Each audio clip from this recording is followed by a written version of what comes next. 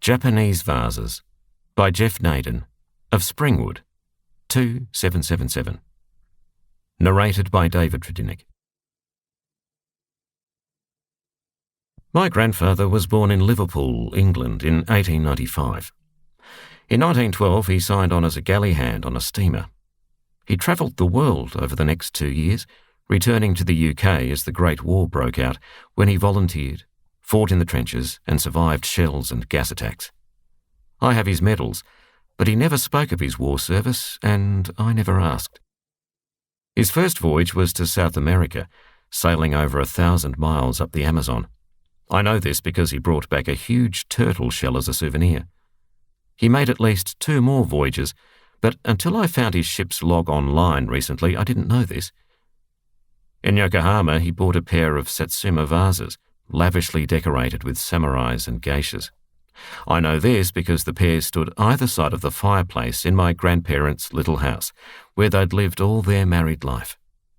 The turtle shell and an enormous crystal ball on an ebony stand were in the hallway, and there were a couple of wooden candle stands with barley twist stems next to the vases. On the mantelpiece was Grandad's clock, his retirement present, I'm guessing, and one of those perpetual calendars with knurled wheels each side to advance the day and date. Year after year they stood there. My grandmother cleaned and polished them, wound the clock, always kept the calendar up to date. As children, my brother and I spent many a happy afternoon with my grandparents. We would sit in front of the fire, inventing stories about the samurai and the ladies on the vases. Grandad listened to us. He would interject now and then. "But what if he loses his sword in the fight?" Or, "Watch out, there's a dragon around the corner."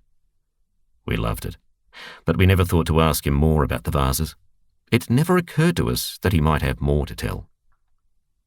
We left England in the late 50s. My grandparents wrote to us boys, sent birthday and Christmas presents, but we were losing touch as we and they grew older.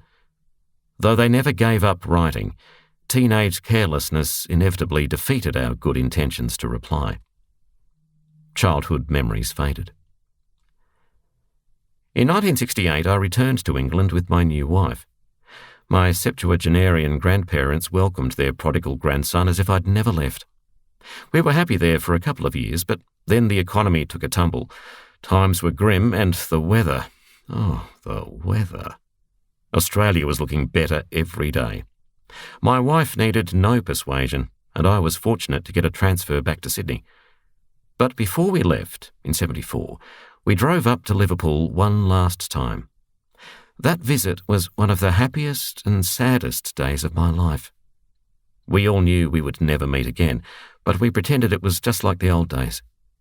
Grandma put on one of her special afternoon teas, cakes and all. Nothing had changed in the old home since my childhood. The Japanese vases, the candlesticks, the clock and calendar sat where they had always been. We admired Grandad's bowling trophies, and they asked about my new job, how my wife's family felt about our plans, the usual chit-chat. When it was time to leave, Grandma said, "Grandad and I know how much the old vases mean to you. We're getting on, and we want to keep them in the family. We'd like you to have them." I didn't have to ask. This was a gift from the heart. But what did I do? I heard myself ungraciously refusing the offer. I made a great fuss, protesting that the vases were such a part of their lives, of that house, that I couldn't possibly accept them. Grandad said nothing, just stood there while Grandma pleaded with me. "But what will happen to them after we're gone? Your father's not interested. You're all we've got. It would mean so much for us to know you were taking care of them." She was right, of course, but I wasn't being honest with her. The truth of it was, I thought I'd outgrown the vases. They were old-fashioned. I couldn't imagine them in my modern home, wherever that might be.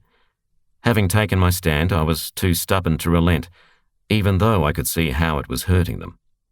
Had I learnt nothing since my teenage years? We left. I'll never forget the sight of the 2 old folks waving from their doorstep. They were smiling, putting on a brave face, but I knew even then what I'd done. I kept rationalising my decision to myself. My wife, I think, understood, but it was too late to go back. We left England a week later. Grandad died the following year. Grandma lived on in the old house, alone, for another 15 years. At the end of her life, she moved into a care home. I heard that she sold everything but the clothes she wore to a door-to-door second-hand dealer for next to nothing. They were notorious for preying on elderly people as if they didn't know the value of their possessions. The vases, the turtle shell, crystal ball, everything went. I'm a septuagenarian now, keeper of the family history, with time and modern resources to research ancestry and reach out to long-lost, distant relatives.